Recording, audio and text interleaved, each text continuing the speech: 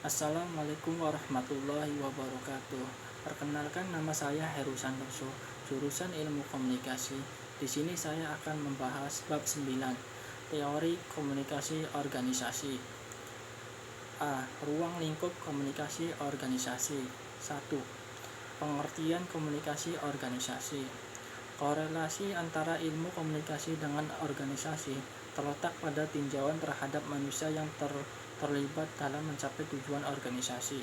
Ilmu komunikasi mempertanyakan bentuk komunikasi apa yang berlangsung dalam organisasi, metode dan teknik apa yang digunakan, media apa yang digunakan, bagaimana prosesnya, faktor apa yang jadi penghambat, dan sebagainya. Jawaban atas pertanyaan tersebut merupakan bahan talaah untuk menyajikan konsepsi komunikasi bagi organisasi berdasarkan jenis, sifat, dan lingkup organisasi dengan memperhitungkan situasi tertentu pada saat komunikasi dilancarkan. Para ahli mendefinisikan komunikasi organisasi berbeda-beda. Ada yang menekankan pada aspek organisasi, seperti dikemukakan Everett, yaitu sistem yang mapan dari mereka yang bekerja sama untuk mencapai tujuan bersama melalui jenjang kepakatan dan pembagian tugas.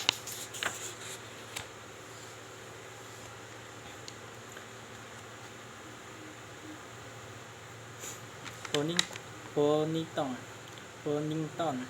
mendefinisikan komunikasi organisasi lebih operasional, yaitu dimaknai sebagai sarana tempat manajemen mengordinasikan sumber bahan dan sumber daya manusia melalui pola struktur formal dari tugas dan wewenang.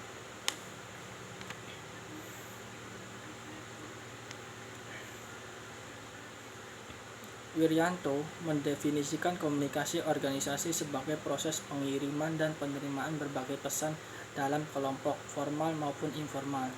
Komunikasi formal adalah komunikasi yang disetujui organisasi dan sifatnya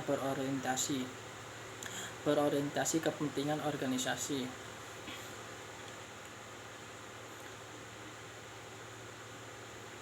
Orientasi bukan pada organisasi, tetapi lebih pada anggotanya secara individual.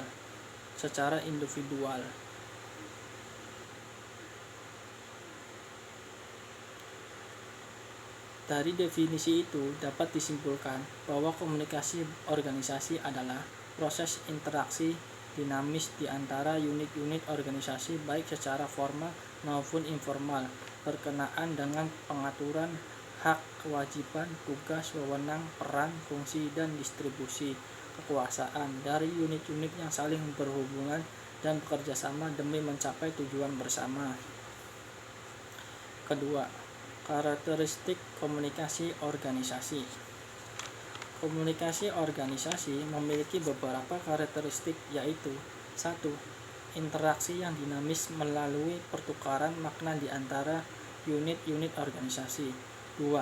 Pengaturan hak, kewajiban, tugas, wewenang, peran, dan fungsi. 3. Distribusi kekuasaan. 4. Interdependensi atau saling ketergantungan. 5. Ada orientasi dan tujuan yang sama. Selanjutnya, 3. Jenis dan proses komunikasi organisasi. Merujuk pendapat Everett Rogers 1997, jenis komunikasi organisasi dapat dijelaskan sebagai berikut. Komunikasi lisan dan tertulis. Dasar penggolongan komunikasi lisan dan tertulis adalah bentuk pesan yang akan disampaikan.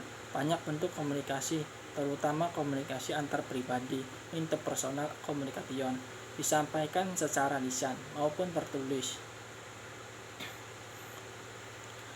Karena sebagian besar interaksi manusia terjadi dalam bentuk ini, sebagai studi menilai manfaat dan efisiensi pesan disampaikan dengan cara ini. Komunikasi verbal dan nonverbal. Jika dua orang berinteraksi, informasi mengenai perasaan dan gagasan ide yang timbul akan dikomunikasikan. Perasaan seseorang juga dapat dinyatakan melalui berbagai isyarat nonverbal. Dalam percakapan tatap muka langsung, perasaan, keadaan jiwa, atau suasana hati seseorang dinyatakan melalui gerakan isyarat gestur.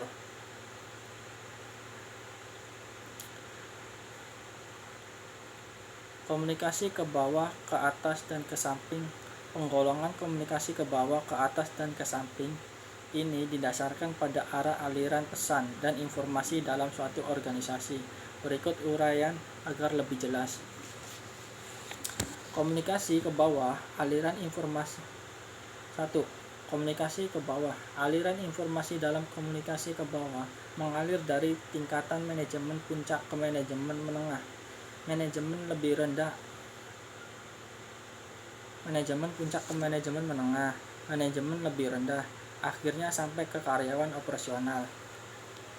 Komunikasi ke atas. Alirannya dalam hierarki wewenang yang lebih rendah ke lebih tinggi biasa mengalir di sepanjang rantai komando. Fungsi utamanya adalah memperoleh informasi mengenai kegiatan dan keputusan. Ketiga, komunikasi ke samping terjadi di antara dua pejabat atau pihak yang berada di tingkat hierarki wewenang sama. Komunikasi horizontal atau antara orang atau antara orang pihak di tingkat berbeda yang tidak punya wewenang langsung terhadap pihak lainnya disebut komunikasi diagonal. Komunikasi formal dan informal. Komunikasi formal terjadi di antara karyawan melalui garis kewenangan yang telah ditetapkan manajemen. Komunikasi informal terjadi di antara karyawan dalam suatu organisasi yang dapat berinteraksi secara bebas satu sama lain terlepas dari kewenangan dan fungsi jabatan mereka. Proses komunikasi organisasi terjadi melalui beberapa tahap, yaitu tahap ideasi, tahap encoding, tahap pengiriman, tahap penerimaan, tahap decoding, dan tahap tindakan. Penjelasan detailnya ialah sebagai berikut. Proses ideasi. Proses penciptaan gagasan atau informasi yang dilakukan komunikator. Proses encoding. Gagasan atau informasi disusun dalam serangkaian bentuk simbol dalam kurung sandi yang dirancang untuk dikirimkan kepada komunikan. Pemilihan saluran dan media komunikasi yang akan digunakan. Proses pengiriman. Gagasan atau pesan yang telah disimbolkan melalui saluran dan media komunikasi yang tersedia dalam organisasi. Pengiriman pesan dapat dilakukan dengan berbicara, menulis, menggambar, dan bertindak. Proses penerimaan. Penerimaan pesan dapat melalui proses mendengarkan, membaca, atau mengamati, tergantung pada saluran dan media yang digunakan untuk mengirimkannya. Proses decoding. Pesan yang diterima diinterpretasikan, dibaca, diartikan, dan diuraikan secara langsung atau tidak melalui proses berpikir. Proses tindakan. Respon komunikan dapat berbentuk usaha melengkapi informasi, meminta informasi tambahan, atau melakukan tindakan lain. Fungsi komunikasi organisasi. Yang keempat, Sanjaya menyatakan fungsi komunikasi organisasi adalah sebagai berikut. Fungsi informatif. Organisasi dapat dipandang sebagai sistem pemrosesan informasi. Maksudnya, seluruh anggota organisasi berharap dapat memperoleh informasi lebih banyak, lebih baik, dan tepat waktu. Informasi itu memungkinkan setiap anggota organisasi dapat melaksanakan pekerjaan secara lebih pasti.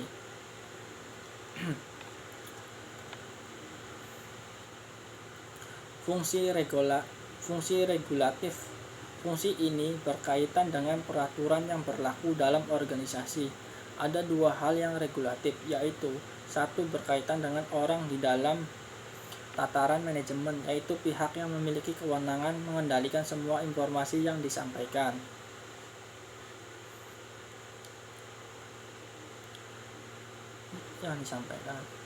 Memberi perintah supaya tugas dilaksanakan sebagai semestinya.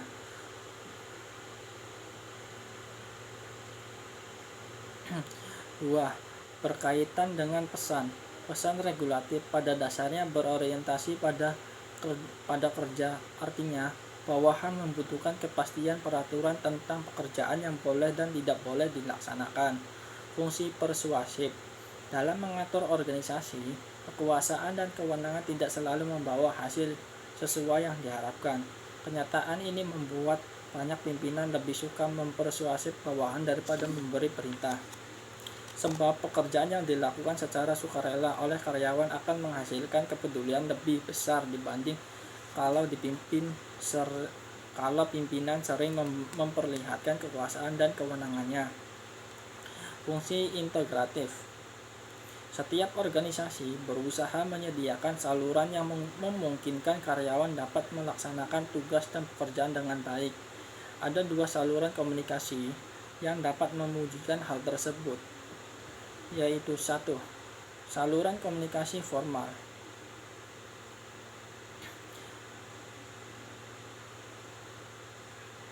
Dua, saluran komunikasi informal.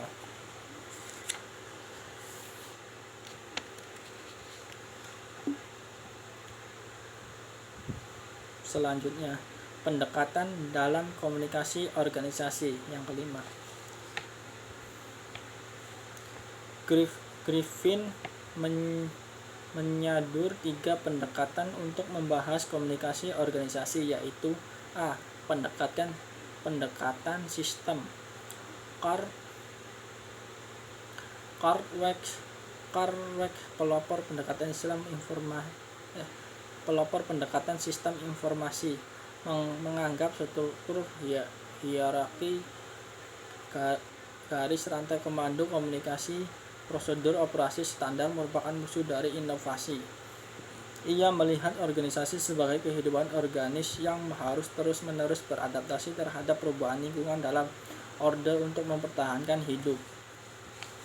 Pengorganisasian merupakan proses memahami informasi yang samar-samar melalui pembuatan, pemilihan, dan penyimpanan informasi. Weck meyakini organisasi akan bertahan dan tumbuh subur hanya ketika anggota-anggotanya pengikut sertakan banyak kebebasan dan free flowing dan komunikasi interaktif. Untuk itu, ketika dihadapkan pada situasi kacau, manajer harus bertumpu pada komunikasi daripada aturan. Teori Weck tentang pengorganisasian penting dalam bidang komunikasi. Ia menggunakan sebagai basis pengorganisasian manusia dan memberi dasar logika untuk memahami cara orang berorganisasi. Menurutnya, kegiatan pengorganisasian memenuhi fungsi pengurangan ketidakpastian informasi yang diterima dari lingkungan atau wilayah sekeliling.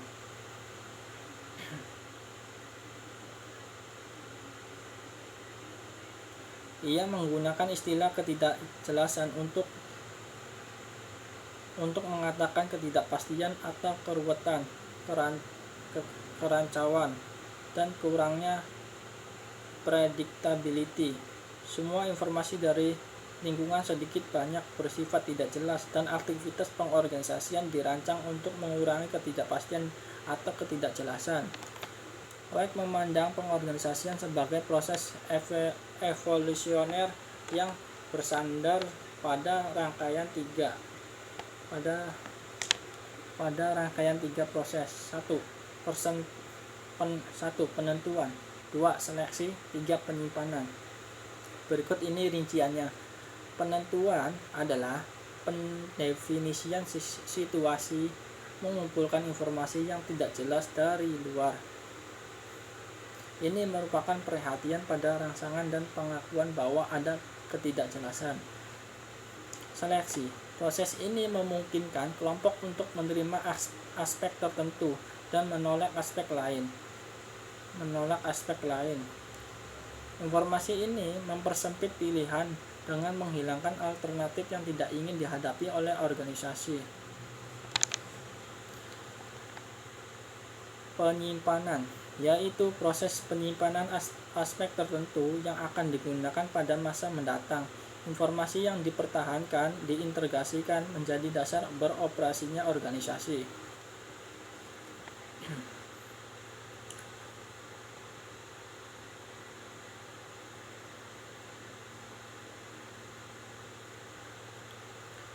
Pendek kata, di dalam organisasi terdapat siklus perilaku.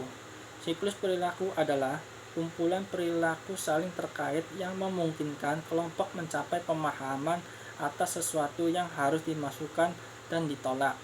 Dalam siklus perilaku, tindakan anggota dikendalikan oleh aturan berkumpul yang memandu pilihan rutinitas untuk menyelesaikan proses yang tengah dilaksanakan.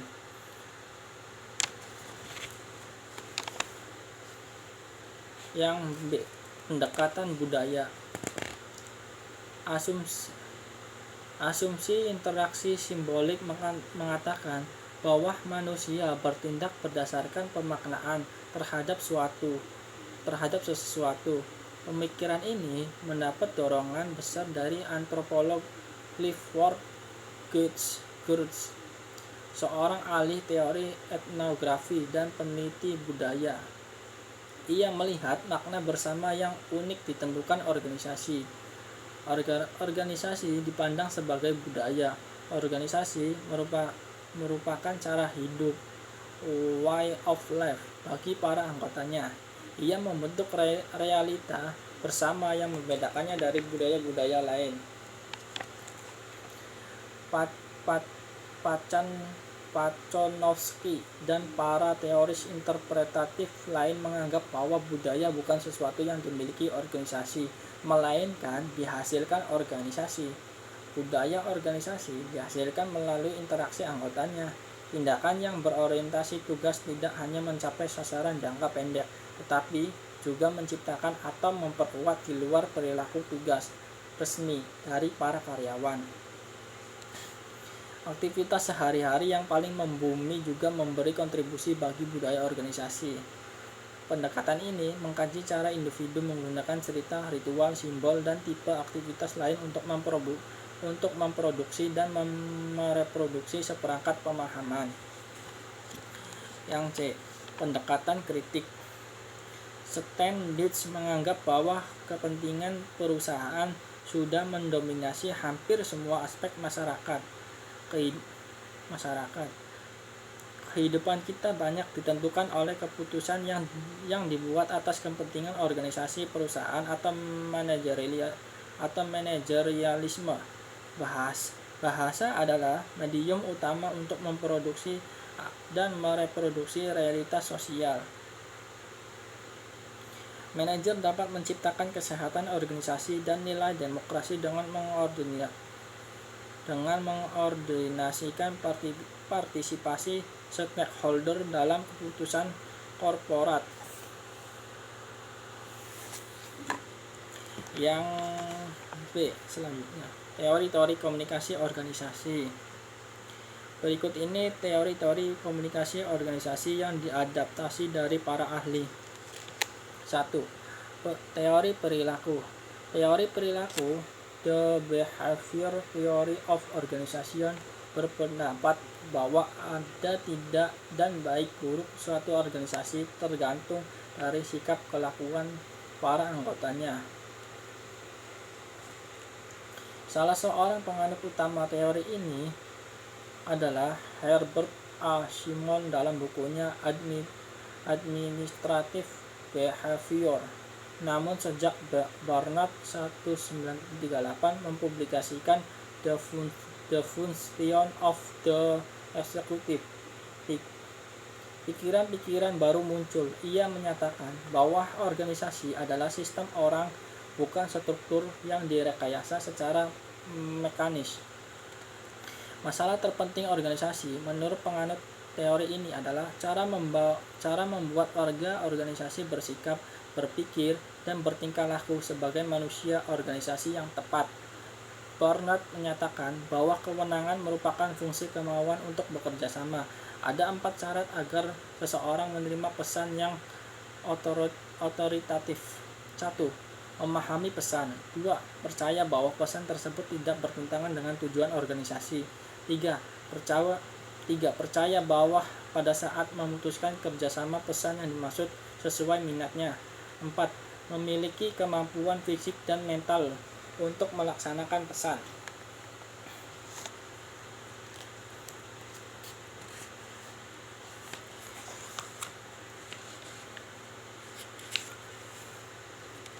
Banyak pesan dalam suatu organisasi dirancang untuk memperlebar zona acuh tak acuh pegawainya. Lebar zona setiap bawahan berbeda satu sama lain. Seorang bawahan boleh jadi mau menerima suatu pesan dengan penuh kehangatan dan penerimaan. Bawahan lain tidak mau menerima tetapi juga tidak berani menolaknya. Sedangkan bawahan ketiga sama sekali menolak pesan tersebut. Jadi kewenangan formal sama sekali tidak efektif jika terjadi penolakan anggota dalam organisasi. Yang kedua, teori hubungan manusiawi. Teori ini dikembangkan Elton Mayo. Menurut teori ini, hubungan manusia sangat penting untuk menopang perusahaan dalam jangka panjang. Hubungan manusia bisa diinterpretasikan dalam bermacam cara. Sebagian organisasi dan orang melihat hubungan manusia dari sudut pandang berbeda secara keseluruhan. Bagaimanapun, hubungan manusia dalam ruang lingkup pekerjaan dilihat dari sudut pandang manajemen dapat diklasifikasikan jadi 2 poin, yaitu 1. Hubungan industri atau hubungan manusia sebagai hasil dari rapat antara manajer dan pekerja. 2. Hubungan pribadi atau hubungan manusia dapat membuka atau menumbuhkan eksistensi di dalam semua lingkungan pekerjaan.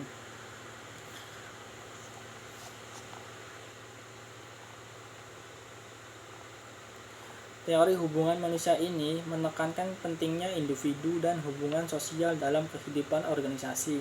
Ia menyarankan strategi peningkatan dan penyempurnaan organisasi dengan meningkatkan kepuasan anggota organisasi dan menciptakan organisasi yang dapat membantu individu mengembangkan potensinya, meningkatkan kepuasan kerja dan mengarahkan aktualisasi diri pekerja, mampu mempertinggi motivasi bekerja sehingga menaikkan produksi organisasi. Hubungan manusiawi dengan organisasi muncul setelah Perang Dunia II.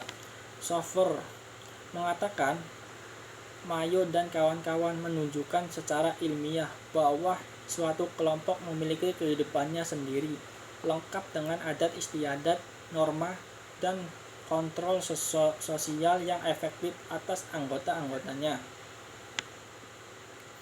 Kritik terhadap teori ini menyatakan dinamikanya terlalu asik dengan orang dan hubungan mereka yang mengabaikan keseluruhan sumber daya manusia dan anggota-anggotanya. Keinginan merespon kebutuhan pribadi dan organisasi telah menjadi konsekuensi dari dasar yang telah diletakkan teoretisi terdahulu mengenai perilaku. 3. Teori fusi. Teori fusi diperkenalkan Bakke dan Argyris. Banyaknya masalah demi memuaskan minat manusia yang berlainan dan dalam konteks memenuhi tuntutan penting struktur birokrasi. Bakke menyarankan proses fusi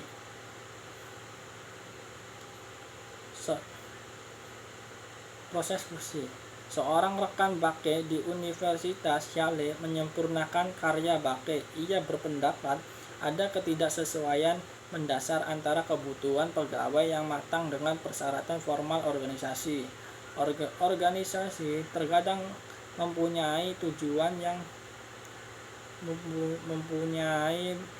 yang berlawanan dengan tujuan pegawai perseorangan. Para Para pegawai frustasi sebagai akibat dari ketidaksesuaian tersebut. Sebagian pegawai mungkin meninggalkan tempat kerjanya.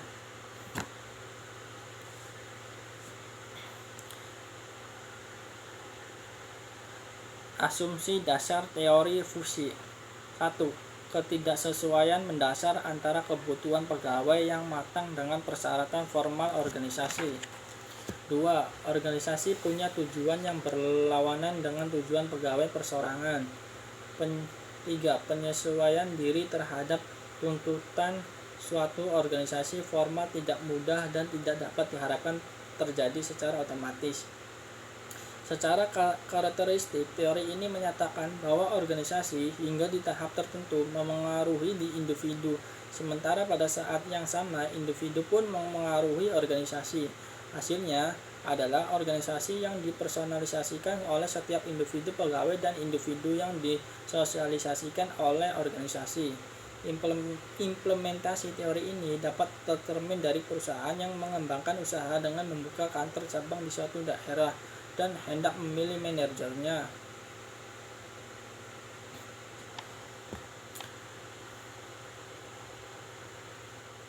Yang keempat, teori peniti penyambung, The Linking Pin Model. Francis Lickford dari Universitas Michigan berjasa mengembangkan model terkenal bernama model peniti penyambung, The Linking Pin Model, untuk menggambarkan struktur organisasi. Organisasi dengan struktur peniti penyambung menggalakkan orientasi ke atas daripada ke bawah. Komunikasi pengaruh daripada ke bawah. Komunikasi, pengaruh, pengawasan, dan pencapaian tujuan diarahkan ke atas dalam organisasi. Lutans dan Kriegner 1973 berpendapat bahwa konsep peniti penyambung cenderung menekankan dan memudahkan hal ideal dalam struktur klasik yang birokratik, tetapi pola hierarkis atasan bawahan sering mendorong komunikasi ke bawah, menghambat komunikasi ke atas dan ke samping. Lambatnya tindakan kelompok, yaitu ciri utama organisasi berstruktur peniti penyambung, harus diimbangi dengan manfaat partisipasi positif, kontribusi kepada perencanaan komunikasi yang lebih terbuka, dan komitmen anggota yang tumbuh dari struktur peniti penyambung.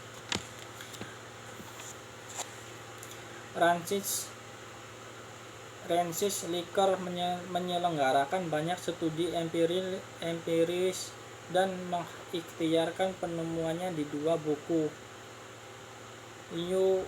yaitu bukunya You Patterns of Management dan The Human Organization.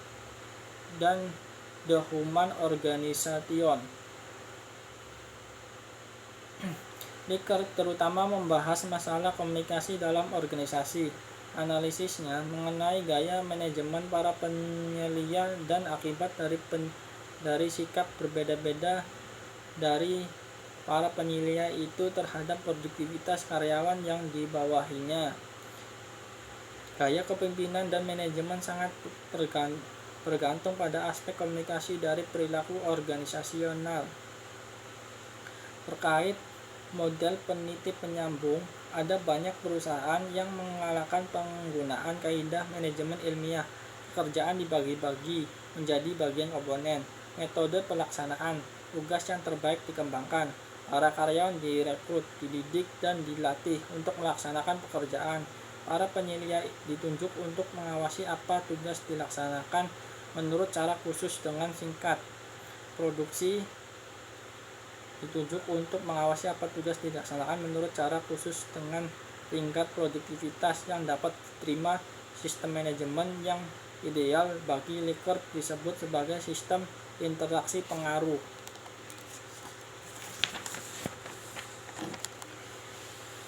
Sebagai pengaruh efektif untuk mengintegrasikan sasaran kelompok kerja dan organisasi ialah dengan sarasehan masalah antara atasan dan bawahan. Oleh karena itu, setiap penyelia dan manajer seharusnya menjadi milik kedua tingkatan. Ialah kelompok kerja yang beranggotakan para bawahan, tetapi ia juga milik kelompok kerja lain yang beranggotakan para atasannya. Dengan demikian, manajemen seharusnya membina kelompok kerja, menghubungkannya pada organisasi melalui orang-orang yang memiliki keanggotaan kelompok ganda, kelompok-kelompok kerja, dan partisipasi maksimum dari anggota kelompok itu memegang kunci utama bagi efektifnya komunikasi organisasi. Bagi Likert, manajemen pada hakikatnya adalah proses relatif, tidak ada hukum umum yang dapat diberlakukan pada setiap situasi. Manajer harus menyesuaikan gaya dengan kelompok yang dipimpinnya. Namun kesulitannya ialah manajer acap tak tahu apa jalannya benar, karena ia tidak mampu menilai aspek perilaku manusia. Sesungguhnya ini tidak perlu jadi masalah, karena sekarang tersedia sejumlah cara untuk mengadakan penilaian, misalnya penilaian motivasi, batas kesetiaan kelompok, dan efisiensi komunikasi. Informasi semacam itu memungkinkan manajemen mengikuti hukum situasi. Likert tertarik membedakan organisasi efektif dengan organisasi tak efektif.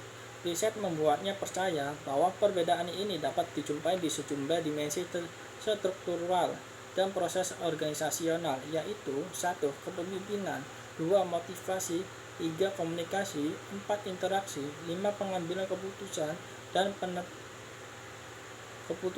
6. Penetapan sasaran, 7. Pengawasan, dan 8. Prestasi. Yang kelima, teori sistem. Tokoh utama teori ini adalah Karl Weiss. Teori sistem memandang organisasi sebagai kaitan bermacam-macam komponen yang saling tergantung satu sama lain dalam mencapai tujuan organisasi.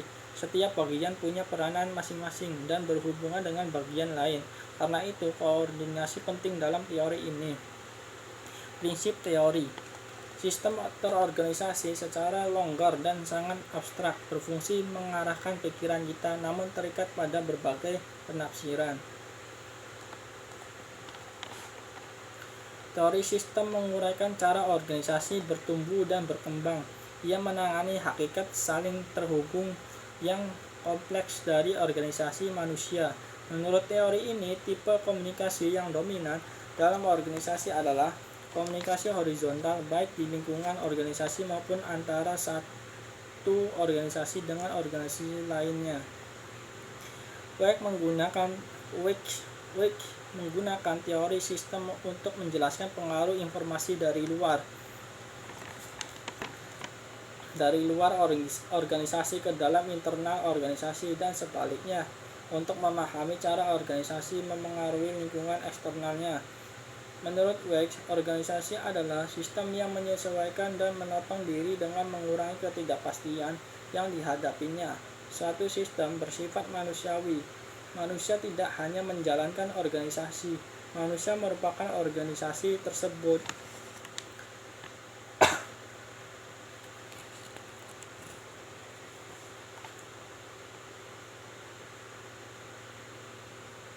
Semakin sedikit ketidakjelasan pesan yang dimasukkan ke dalam sistem, semakin mudah menggunakan aturan yang sudah ditentukan.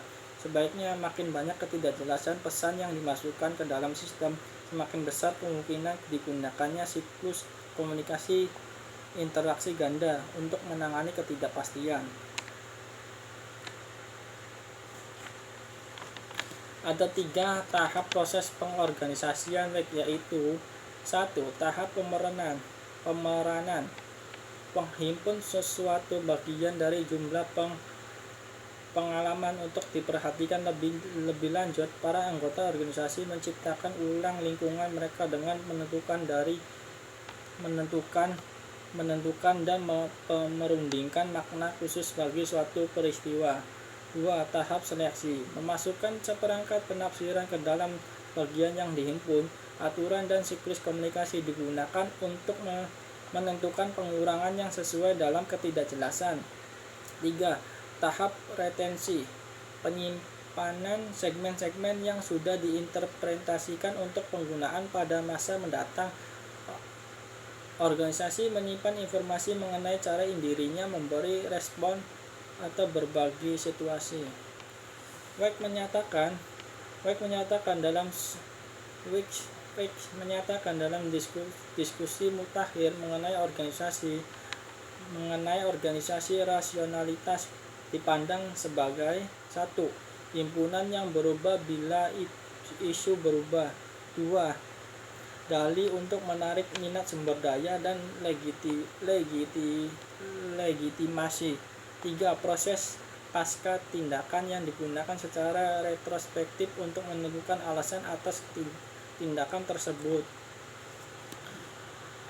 Selanjutnya 6. Teori asimilasi organisasi. The Organizational Assimilation Theory dikembangkan Fred Jablin tahun 1982. Ia menjelaskan proses individu sebagai anggota organisasi baru berasimilasi menggunakan komunikasi. Jablin menggambarkan bahwa ada 4 proses yang terjadi pada saat individu memasuki organisasi baru, yaitu terhadap sosialisasi awal, tahap pertemuan, tahap perubahan bentuk, dan tahap keluar dari organisasi. Teori asimilasi organisasi pemandangan manusia sebagai individu dengan segala kebebasannya, punya kebebasan berasimilasi atau tidak saat memasuki lingkungan baru. Tentu saja keberhasilan berasimilasi sangat dipengaruhi oleh latihan dan kemampuan individu yang pada akhirnya menentukan bisa tidaknya individu bertahan dalam organisasi. Menurut Miller, dalam proses asimilasi tersebut, komunikasi memegang peranan penting di setiap tahap. Di tahap sosialisasi awal ada komunikasi selama wawancara. Pada tahap pertemuan ada proses mencari informasi. Dan di tahap pembentukan ada proses pengembangan aturan organisasi. Menurut Pace dan Fowles, asimilasi adalah proses kognitif ketika individu mengintegrasikan pengalaman baru dengan skema yang telah ada. Proses ini terus berlangsung karena individu senantiasa memproses rangsangan yang datang padanya. Menurut Plaget, asimilasi adalah salah satu dari 4 proses pembelajaran individu. Proses lainnya adalah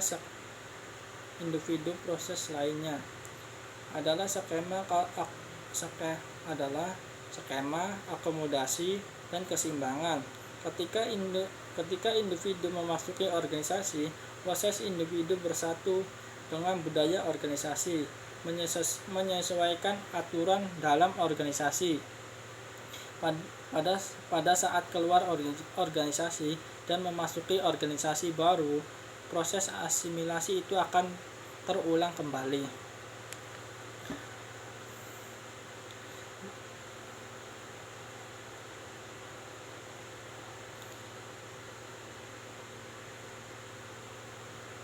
Rangkuman yang saya bahas, ini dia rangkumannya yang akan saya bahas, yang sudah saya bahas tadi. Ini rangkumannya. Komunikasi organisasi adalah proses interaksi dinamis baik formal maupun informal di antara unit-unit organisasi berkenaan dengan pengaturan hak, kewajiban, tugas, wewenang, peran, fungsi, dan distribusi kekuasaan dari unit-unit yang saling berhubungan dan bekerja sama demi mencapai tujuan bersama. Sebagai salah satu bentuk komunikasi organisasi memiliki beberapa jenis, yaitu komunikasi lisan dan tulisan, komunikasi verbal dan non-verbal, komunikasi ke bawah, ke atas, dan ke samping, komunikasi formal dan informal. Komunikasi organisasi memiliki fungsi sangat strategis baik bagi anggota maupun bagi organisasi itu sendiri. Fungsi itu meliputi fungsi informatif, fungsi regulatif, fungsi persuasif, dan fungsi integratif. Pendekatan yang dikembangkan dalam komunikasi organisasi diantaranya melalui pendekatan sistem, pendekatan budaya, dan pendekatan kritik. Komunikasi organisasi memiliki beberapa teori, diantaranya teori perilaku, teori hubungan manusiawi, teori fusi, teori peniti penyambung, teori sistem, dan teori asimilasi organisasi. Sekian dari saya. Assalamualaikum warahmatullahi wabarakatuh.